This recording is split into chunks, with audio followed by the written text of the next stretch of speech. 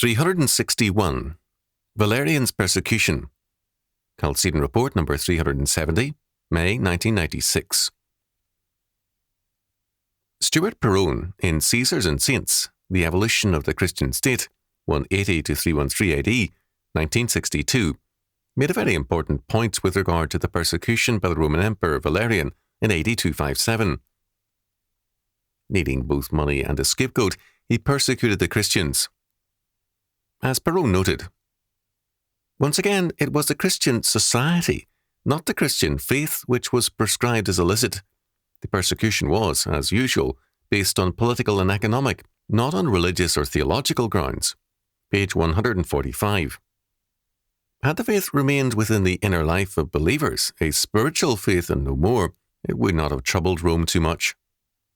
But by applying their faith to every area of life and thought, Christians created an empire within the empire, a government apart from Rome, and more efficient than Rome. Things have not changed much since then. A purely spiritual, quote, Christianity, end quote, if it can be called that, is too withdrawn from life to be a threat to the world. But when Christians apply the law word of God to every area of life and thought, and when they assert the crown rights of Christ the King over every realm, then they are a threat to the kingdom of man. Then, obviously, the kingdom of God is on the march. One reason why Christian reconstruction is so much attacked is its insistence on a relevant faith. The thought of a relevant Christianity fills many with horror because it brings back the king into every sphere of life.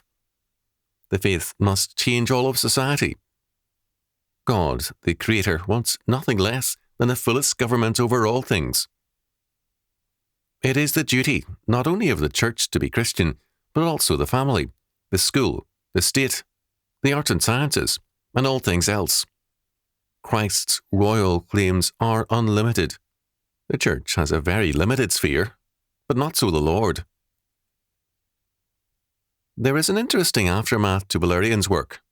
In the war against Persia, he was taken captive, then executed, stuffed, tinted by Persian artists, and then placed in one of their temples.